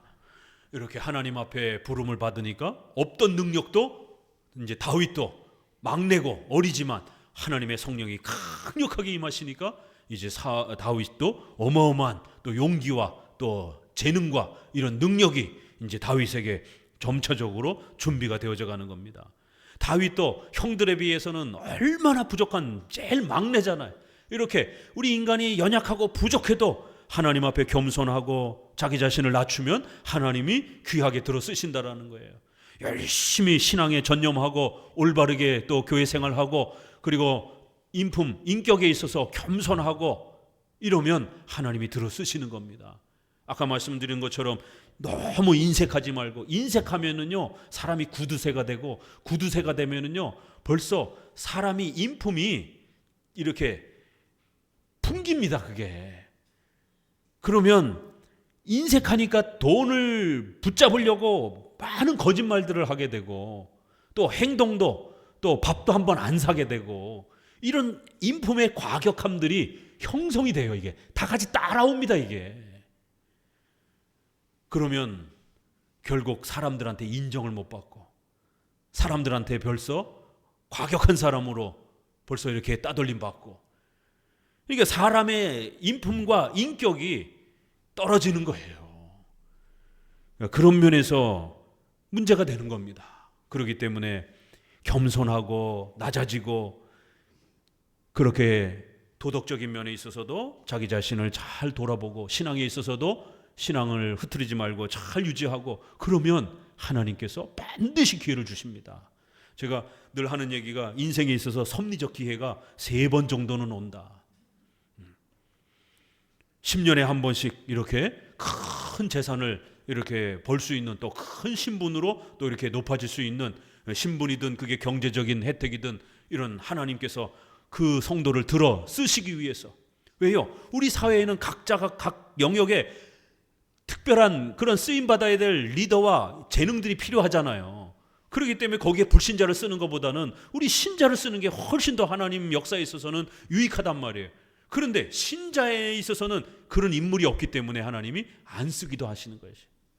참으로 안타까운 것은 우리 대한민국의 10대 경제 재벌 리스트에 크리스찬이 없다라는 게, 그러니까 돈은 일반은총 문제이기 때문에 일반은총적 재능이 있는 사람들한테는 돈을 아껴 쓰고 투자에 대해서 아주 열심히 공부하고, 이런 사람들은 신자가 아니어도 돈을 법니다. 돈은 일반은총 성격이 있으니까. 근데 거기 크리스찬이 들어가야 되는데 크리스찬은 그런 재능을 갖고 있는 사람이 없는 거예요. 그러니까 10대 재벌에 없는 겁니다. 그나마 감사하게 제가 목록을 이렇게 한번 보니까 11번째인가 12번째인가가 신세계 정용진 회장이 그 자산 이렇게 들어가더라고요. 신자잖아요. 하나님 앞에서 어떻게 하나님이 어떤 성도를 섭리 안에서 쓰시고 사용하시는가, 이런 부분들을 잘 보셔야 됩니다. 뒤에 조금만 더 보시면은 14절에 여호와의 신이 사울에게서 떠나고 여호와의 부리는 악신이 그를 번뇌케 한지라. 결국 사울은 자기가 잘나서 그 높은 위치와 그 권세를 가졌던 게 아니라는 게 금방 확인이 되는 겁니다.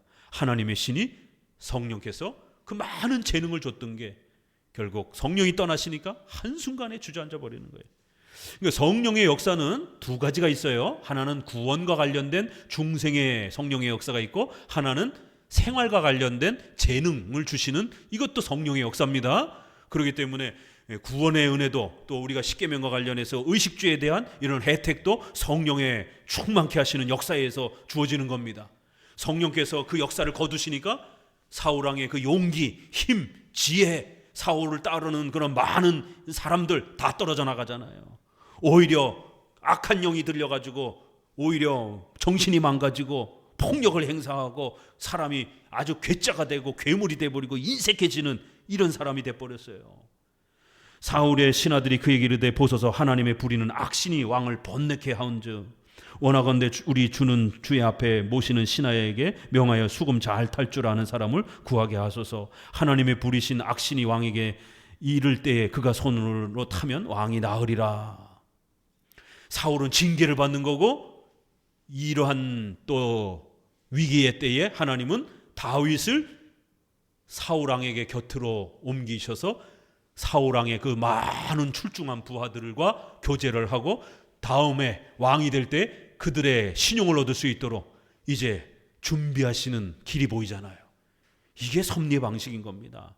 기름 부었다고 해서 다윗이 교만해가지고 나 이제부터 다음 차세대 왕이야, 형제들한테 너네 나한테 무릎 꿇어, 이랬더라면 하나님이 바로 버리는 거죠. 다윗도 하나님이 세우실 때까지 기다려줘야 되는 거예요.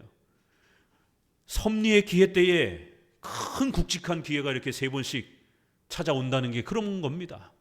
때가 되면 여러분도 그렇게 착실하게 교회 잘 섬기고 하나님의 말씀 잘 배우고 또 인격과 품위에 있어서, 예절에 있어서, 도덕에 있어서도 어긋나지 않도록 착실하게 잘 성실하게 인품을 훈련하고, 그러면 언젠가는 하나님이 기회를 주고 반드시 때를 만들어 줍니다. 왜요? 그런 인물은 훌륭한 인물이기 때문에 안 쓸 수가 없는 겁니다.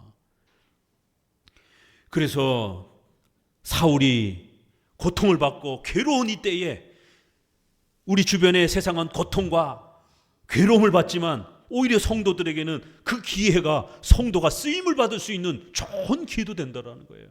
어둠 속에서 하나님은 빛을 만들어내는 겁니다. 그래서 우리 성도의 삶 속에 너무 어려운 상황만 주어졌다고 해서 여러분 낙심하고 괴로우면 안 된다는 겁니다. 하나님에게는 그게 아무것도 아니에요. 빛과 어둠이 수시로 교차될 수 있는 겁니다. 사울왕이 이렇게 폭력적으로 바뀌었고 변덕스럽고, 소위 말해서 이제 막 성질이 이제 막 아주 개팍스러워진 거죠. 막 온화하게 나라를 통치하고 그래야 되는데 막 성질나고 막 자기 성질대로 막 통치하고 막 이게 악신이 들리니까 이제 소문이 났는데 다윗이 부름을 받는 거예요. 여러분 같았으면 가겠어요? 그 정신 나간 왕 곁에서 악기 연주해 주라고 그러면 언제 두들겨 맞을지 모르는데, 이게 기회인가? 이게 죽으러 가는 길인가? 섭리적으로 이걸 볼 줄 알아야 된단 말이에요. 섭리적으로 이걸 판단할 줄 알아야 여러분이 잡을 건가 말 건가를 선택하게 돼요. 한마음교회 어렵게 왔습니다. 이건 정말 인생에 있어서 어마어마한 기회입니다. 왜요? 대한민국에 이런 교회가 많지 않으니까. 개혁주의 교리 가르치고 우파 국가관을 표방하는 그런 교회도 많지 않고, 더더구나 일반 목회자 수준도 아니고 조직 신학을 가르치는 이런 신학교 교수의 수준으로서 성도들이 또 말씀을 배울 수 있는 이러한 또 혜택을 누릴 수 있는 게 아무나 얻을 수 있는 건 아니잖아요. 신학자들이 목회하는 분이 많지 않기 때문에 여러분 어마어마한 특혜를 받은 겁니다. 제가 이 정도 수준의 사람들을 가르칠 인물은 아닌데 제가 조직신학자이기 때문에 서울대 연대 이런 학생들을 앉혀놓고 신학하겠다는 학생들 앉혀놓고 히브리 헬라어 갖고 라틴어 갖고 같이 토론하고 이런 고대 논문들을 가지고 서로 논쟁도 하고 이래야 되는데 이건 뭐 이렇게 일반 성도들을 데리고 내가 가르치고 막 이럴 상황, 내 이런 저기가 아닌데 말이야. 교만하여서 죄송합니다. 제가 조직신학자란 말이에요. 어찌됐든 신학교에서 학생들을 가르쳐야 되는, 목회자들을 가르쳐야 되는 이러한 자격을 또 갖고 있는 분이란 말이에요. 사람이란 말이에요. 그런 사람이 이제 소유리문답의 소자를 배워야 되는, 성도를 가르쳐야 되는 이런 많은 시간을 쏟아야 된단 말이에요. 오히려 소유리문답이 왜 만들어졌는지에 대한 신학생들과 그 역사적 토론을 하고 그거를 분석해내고 이래야 되는 많은 또 사역도 있는데, 그걸 어린애에게 죽을 먹여주듯이 그렇게 많은 에너지를 또 쏟아야 되는 목회 현장에 있단 말이에요. 하나님의 부르심이 또 그렇게 신학교와 목회 현장에 같이 있다 보니까 저에게는 엄청난 부담이요, 짐이죠. 이 두 개를 같이 하려고 하다 보니까 하나님이 또 그거를 함께 두 사역을 주셔서 지금까지 감당하고 있는 겁니다. 누가 혜택이에요? 우리 성도들이 혜택인 겁니다. 특별히 우리 한마음 성경학교 2년 지금 진행하고 있잖아요. 특별히 우리 교회 안에 좀 직분자들을 세우려고 하는 좀 대상자들을 가르치기 위한 목적으로도 실행하고 있고요. 거기 지금 2년 거의 다 돼가고 있습니다. 우리 평상시에 이렇게 배우던 거하고 내용과 질이 다릅니다. 일부러 좀 수준을 좀 확 좀 더 높여서 우리 신학교에서 학생들이 배우는 그 책들 500페이지 막 700페이지 막 이런 책들 그냥 갖다 놓고 그거 일일이 뭐 편하게 쉽게 설명할 수도 없어요. 그 내용이 너무 많기 때문에. 그러니까 요약해서 그냥 쫙 그냥 끌고 가는 거죠. 그냥 쫓아오라고. 신학교 수준을 좀 맛볼 수 있는 정도의 신학생들도 매달 그렇게 6, 700페이지 책을 요약하고 레포트도 쓰라고 숙제도 내줍니다. 쫓아오시는 분들은. 신학생들도 버거워하는 수준이에요, 사실은. 그래도 우리 성도들이 최고 수준으로 한번 한마음교회 직분자가 될 수준이면 적어도 좀 이런 공부도 좀 해보라라고, 신학교 가진 않았지만 신학교 수준에 준하는 그런 한번 공부도 정말 신학교에서 목회자가 되기 위해서 얼마나 뼈 빠지게 공부를 하는지에 대해서 헉헉대면서 정말 최소한 그 중에 한 10분의 한 3 정도 하는 건데 맛보시라고. 신학생들은 거기에 10분의 10을 더 해야 되는 거고. 그러니까 여러분이 혜택인 겁니다. 하나님이 인생에 있어서 그런 소중한 기회를 주신 거예요. 이제 저 죽으면 또 신학자가 목회 얼마나 할지 모르는 거죠. 있을 때 배우셔야 되는 거예요. 조성만 박사님도 잠깐 목회를 하셨어요. 그 거대한 조성만 박사님과 같은 분이 목회를 할 때 그 성도들이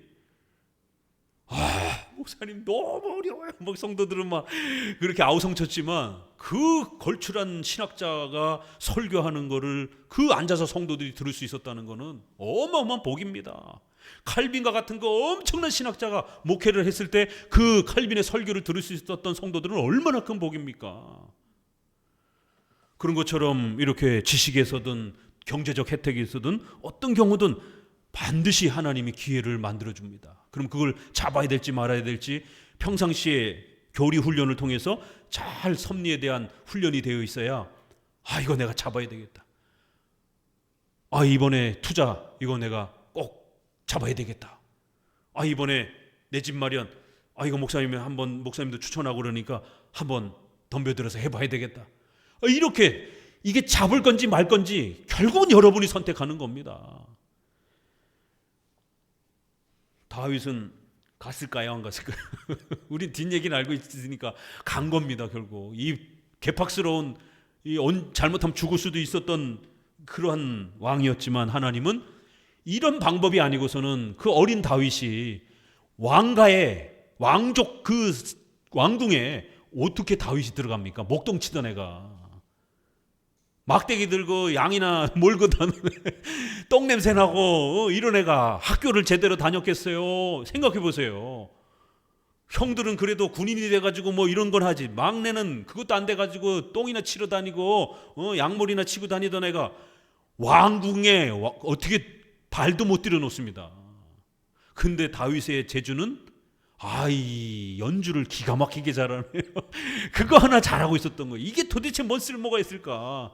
양치면서 심심해가지고 악기나 연주, 하프 악기나 연주하고 있었는데 그거는 잘하고 있었던 거예요. 그런데 하나님이 세상에 그 악기 연주 잘하는 거 그거 하나 때문에 왕궁에 들어갈지 누가 알았겠습니까? 여러분의 삶도 보게 되면 뭐 하나 잘하는 건 하나씩 다 있으세요. 근데 그게 언제 뭐가 쓰임이 될까 여러분 모르죠. 그러나 하나님의 섭리 안에서 여러분이 여러분의 그거를 쓰실 때가 있다라는 거예요. 그래서 다윗은 아무것도 할 줄을 아는 게 별로 없는데 그렇게 악기 연주 하나 잘한다는 것 때문에, 그것도 악기 연주하는 사람이 얼마나 많았겠습니까? 그러나 18절에 보니까 소년 중 한 사람이 대답하여 가로되, 누군지도 몰라요. 다윗하고 인맥이 있는 사람인지도 모르죠. 성경은 아예 설명도 없어요. 다윗이 무슨 왕궁에 인맥이 있겠습니까? 없죠. 그런데 어떻게 사돈의 8촌을 건너가지고 이 누군지도 몰라요. 소년 중에 한 사람이 이 얘기를 듣더니만 왕이시여, 제가 시장에서 소문을 들었는데 다윗이라는 그 어린애가 악기 연주를 아주 너무 잘한다고 합니다. 그럼 그 다윗이라는 애를 한번 불러와 볼까요? 우연히 겹쳐가지고 하나님의 역사가 일어나는 겁니다. 우리 눈에는 다 그렇게 우연으로 연결되는 거예요. 그러나 하나님은 전부 다 계획하시는 겁니다. 여러분이 숨 쉬는 거 하나까지도 우리는 우연인 것처럼 보여지지만 하나님은 전부 다 그게 퍼즐을 맞춰가는 겁니다. 왜 하필이면은 이 왕궁에 있는 이 신하가 다윗을 기억해냈겠습니까? 그러니 사울이 그래 데려와 보라. 여기도 또 사울 왕의 마음을 움직이시는 것도 하나님의 역사죠. 왕이 악사가 없어가지고 이름도 모르는 똥냄새 나는 그 목동을 불러오라 그러겠습니까? 사울 왕궁에 악기 연주하는 사람들이 얼마나 출중한 사람들이 많은데, 근데도 하나님은 또 왕의 마음도 바꾸시는 거예요. 왜요? 다윗을 불러와야 되니까. 우리 지난번에 우리 재건축 확정됐던 우리 성도들 앉혀놓고 제가 그 얘기했습니다. 여기 이쪽 뒤쪽 빌라는 야탐역에서도 멀고 당첨될 확률이 훨씬 적은데 왜 여기가 당첨됐는가? 이건 우리 성도들을 축복해 주려고 성남시장 윤석열 정부 때니까 국가의 국토부 정책까지 하나님이 다 뒤집어 엎어가지고 당신들에게 주려고 그냥 갖다 그냥 깃발을 꽂아 놓은 겁니다. 우리보다 더 좋은 조건이야. 99 예배당 있던 그 앞에 빌라잖아요. 면적도 똑같아요. 대지 지분도 거의 비슷합니다. 야탐역 더 훨씬 더 가까워요. 근데 왜 이 산골짜기 뒤쪽에 있는 여기가 됩니까? 말도 안 되죠. 그건 우리 한만교회 성도들을 재정적으로 축복하기 위해서 하나님이 그렇게 그냥 나라의 정책까지 다 바꿔버린 겁니다. 어떻게 이게 가능합니까? 훨씬 더 좋은 시의 입장에서 훨씬 더 좋은 그런 개발 정책 땅들이 있는데 사울 왕의 마음도 바꿔버리는 거예요. 그래 다윗을 데리고 와라. 그래서 20절에 이새가 떡과 한 가죽 부대에 포도주와 염소 새끼를 나귀에 실리고 그 아들 다윗의 손으로 사울에게 보내리라. 그렇게 해서 다윗이 옵니다. 22절 이새에게 사람을 보내어 이르되 청컨대 다윗으로 내 앞에 모셔서게 하라. 그가 내게 은총을 얻었느니라 하니라. 하나님의 부리시는 악신이 사울에게 이를 때에 다윗이 수금을 취하여 손으로 탄즉 사울이 상쾌하여 낫고 악신은 그에게서 떠났더라. 왜요? 다윗이 악기만 잘 연주한 게 아니라 성령께서 함께 하시니까 이 연주를 통해서 하나님의 강력한 힘이 작동이 되니까 사울이 고통받던 그 괴로움이 악신이 잠시 멀어져 가는 것이죠. 그러다가 또 사울이 연주 안 하고 멀리 떨어져 있으면은 또 그 악신이 달게 붙어가지고 사울을 막 괴롭히는 거고. 그러니까 사울 입장에서는 이제 다윗이 절대적으로 필요로 할 수밖에 없는 그런 상황으로 왕 옆에 반드시 필요한 일꾼으로 하나님이 다윗을 그렇게 왕궁에다가 아주 그냥 콱 갖다가 그냥 박아 놓는 겁니다. 한 번만 연주하고 너 가 집에 이럴 수도 있잖아요. 그렇지만 때가 되어 다윗이 더 명확하게 이제 다윗과 골리앗 싸움을 대비하면서 이제 그 전쟁을 준비하기까지 왕궁에 꼭 붙어 있을 수 있도록 그렇게 하나님은 준비시키는 겁니다. 왜냐하면 사울은 다윗에게 관심이 없었어요. 그래갖고 나중에 다윗과 골리앗 전쟁을 보게 되면 쟤 누구냐? 이렇게 묻습니다. 그러니까 신하가 옆에서 이새의 아들입니다 그랬더니 너가 이새의 아들이냐? 그럼 이제 이 본문도 또 이제 해석해야 되는 거예요. 아니 앞부분에 16장에서 이새의 아들 불러와가지고 연주까지 시켰는데 다윗과 골리앗 전쟁 치르고 난 다음에 쟤 누구야? 알아봐. 이렇게 되는 겁니다. 그럼 왜 모르지? 관심이 없었으니까 모르는 거죠. 그냥 여러 애들 중에 악사들 중에 그냥 연주 잘하는 애 와서 그냥 연주나 했구나 하고 전혀 관심이 없었던 겁니다. 그러니까 사울 왕은 다윗에게 요만큼도 관심도 안 주고 요만큼도 어떤 혜택도 안 주고 어떤 이 왕궁의 혜택도 전혀 주려고 하지도 않았던 거예요. 걔가 누군지도 몰랐던 겁니다. 그런데 하나님은 점점 사울 왕에게도 다윗이 누군지, 또 주변의 신하들에게도 다윗이 얼마나 출중한지, 얼마나 필요한 사람인지, 이 사람이 나라에 얼마나 소중한 사람인지 단계별로 계속해서 그렇게 알려가는 겁니다. 한꺼번에 준 게 아닙니다. 만약 다윗도 한꺼번에 줬더라면 교만해가지고 어린 나이에 천부장이 돼가지고 의시되고 이랬을 것입니다. 섭리란 때가 있는 거예요. 이렇게 오늘 사울의 높아짐과 또 낮아짐의 이러한 또 모습 속에서 사울의 겸손했을 때 하나님이 들어쓰시고 또 교만해졌을 때 버려지는 이러한 참 성도의 한 인생에 있어서의 또 이런 모습을 보면서 하나님께서 오늘 우리들에게도 하나님의 섭리의 역사가 어떻게 펼쳐져 가는지를 특별히 이렇게 아주 생생하게 이렇게 가르쳐 주고 계십니다. 또 이러한 또 내용들 마음에 잘 새겨 두시기를 바랍니다. 기도합니다.